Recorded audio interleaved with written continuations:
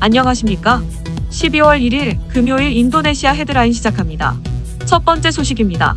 인도네시아 코로나19 확진자가 총 53만 4,266명으로 늘어났으며 이 중 사망만 6,815명, 완치 44만 5,793명으로 집계되어 3.1%의 치사율을 보이고 있습니다.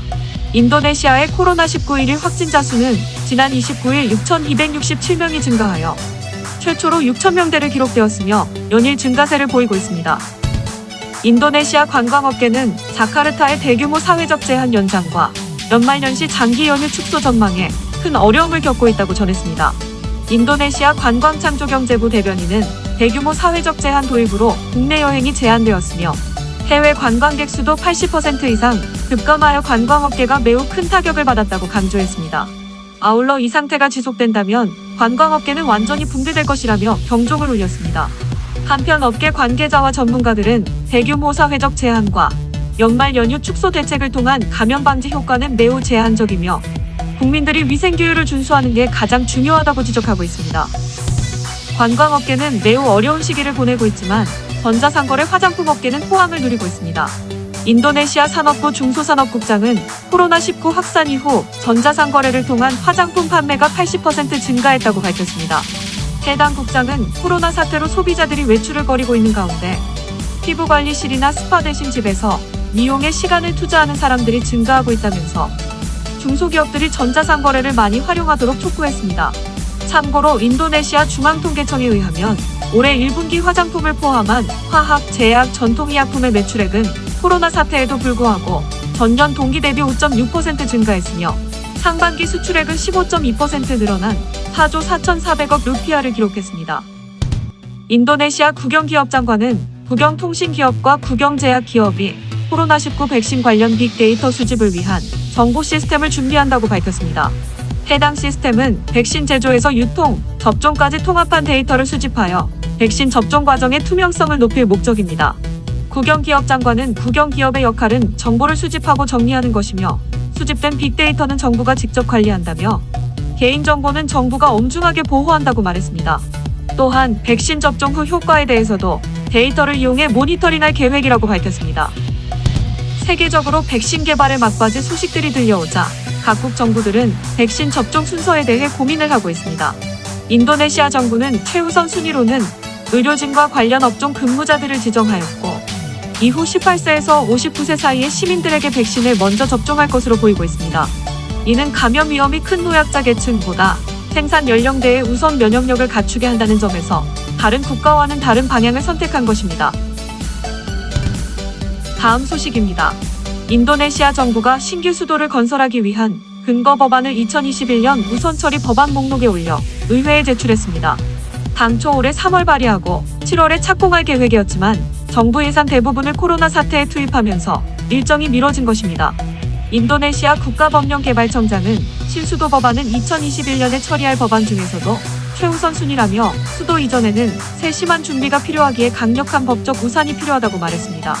조코위 대통령은 자바섬 인구와 경제력 편중 현상이 심각하다며 대통령궁과 의회, 대법원까지 모두 신규 수도로 이전하고 자카르타는 비즈니스 중심 도시로 만들겠다고 지난해 발표하였고 일본, 중국, 아랍에미리트, 미국 등 여러 나라에서 인도네시아의 신규 수도 사업에 관심을 보이고 있습니다.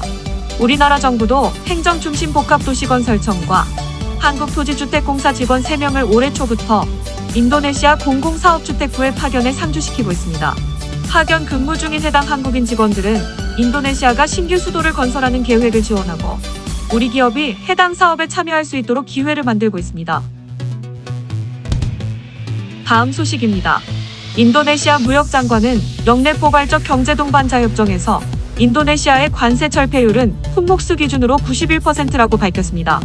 하지만 쌀과 무기 탄약, 두류 등은 관세 철폐 품목에서 제외되었습니다. 무역부 국제무역협상국장은 아세안과 호주, 뉴질랜드 간 자유무역협정을 통한 인도네시아의 관세 철폐율이 93%를 밑돌았다며 인도네시아는 몇 주 이내에 협정을 비준할 계획이라고 밝혔습니다. 이어 의회 승인을 위해 14,367페이지에 달하는 협정문을 번역하고 있으며 40% 완료했다고 덧붙였습니다. 또한 해당 협정을 활용하려면 인도네시아 경제의 국제 경쟁력을 향상시켜야 한다며 경쟁력이 높아지면 고무 및 플라스틱, 종이, 화학, 목재, 식품 등 인도네시아 제품을 글로벌 가치 사슬에 추가할 수 있다고 말했습니다. 이 밖에도 해당 협정은 서비스 분야의 여러 하위 분야도 개방되기 때문에 서비스 무역도 확대될 것으로 기대되고 있습니다.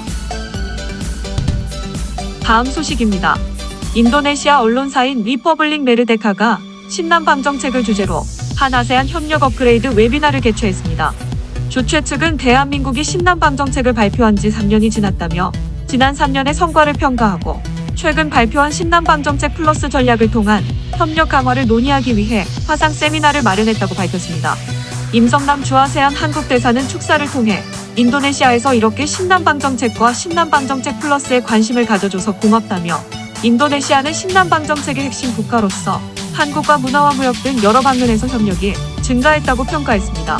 인도네시아 경제조정장관은 신남 방정책을 통한 협력 강화로 인도네시아와 한국이 글로벌 경제 리더로 함께 나아가려 믿는다며 우리는 한국 기업의 문을 열고 언제든 대화할 준비가 돼 있다고 메시지를 전했습니다. 아세안 한국 대표부의 윤상욱 공사참사는 이날 발표를 통해 한국이 오랜 기간 미국, 일본, 중국, 러시아 등 4강 국가에 집중했으나 신남 방정책을 통해 외교의 문을 넓혔다며 신남 방정책의 연역과 의미를 설명했습니다. 이어 신남 방정책 플러스는 3년 전 발표한 신남 방정책에 코로나 사태에 따른 신규 협력 수요를 반영했다고 덧붙였습니다. 이날 웨비나에서 인도네시아 측 참가자들은 신남 방정책 플러스에 대한 큰 기대감을 표명하면서도 해양 분야 협력, 양자 차원의 사업보다는 아세안 전체 차원의 협력 강화를 희망했습니다. 다음 소식입니다. 우리나라 중소기업 성일앤케어는 인도네시아 국영기업 바라타와 이동형 LNG 플랜트 제작 협력을 위한 양해각서를 체결했습니다.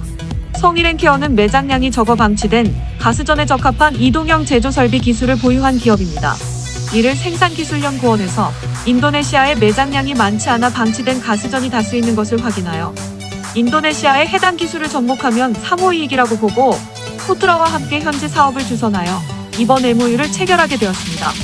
성일앤케어가 개발한 이동형 플랜트의 외형은 컨테이너처럼 생겼고 대형 화물차에 실어 이동이 가능하며 소형 가스전에 연결하면 하루 15톤 규모의 LNG를 생산할 수 있습니다.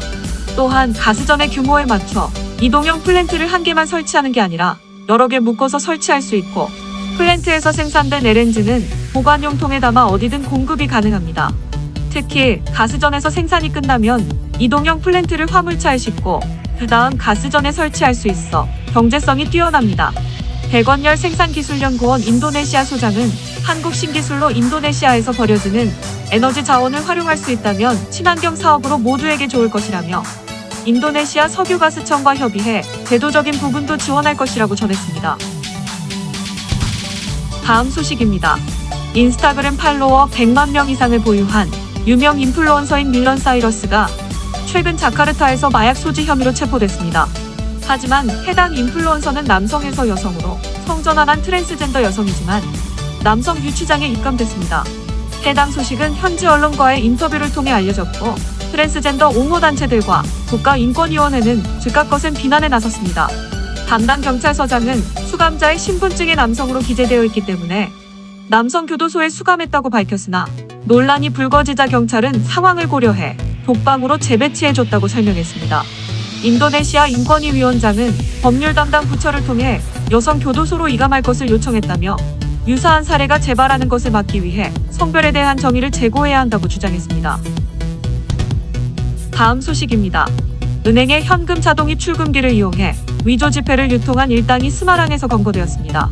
이들의 범행은 여러 은행의 ATM에서 위조 지폐가 나온다는 신고로 알려졌으며 경찰은 2명의 용의자들을 추적하여 체포한 후 나머지 일당과 증거품을 발견했습니다. 스마랑 경찰 수사대는 해당 사건이 위조 지폐를 만드는 방법이나 유통시킨 방법이 독특하다고 설명하였습니다. 이들 일당은 ATM이 지폐의 한 면만 위조 여부를 확인한다는 것을 착안하여 지폐의 앞뒤를 분리한 후 위조 지폐의 한 면에 부착하였습니다. 즉 해당 위조 지폐의 한 면은 진짜 지폐이고 다른 한 면은 가짜인 것입니다. 이들은 이렇게 제작한 위조 지폐를 ATM을 통해 입금을 시도하였고 입금이 정상적으로 이뤄지자 다른 ATM으로 이동 후 출금을 하는 방식으로 범행을 저질렀습니다. 경찰은 해당 일당의 본거지에서 10억 루피아가량의 위조 지폐와 인쇄 장비 등을 증거로 압수하였습니다. 특히 용의자 중 한 명은 이미 관련 전과가 있어 이미 수배자 명단에 올라와 있던 인물이었습니다. 참고로 인도네시아에서는 위조 지폐를 만들 경우 징역 15년형을 선고받을 수 있습니다. 시청해주셔서 감사합니다. 다음 시간에 뵙겠습니다.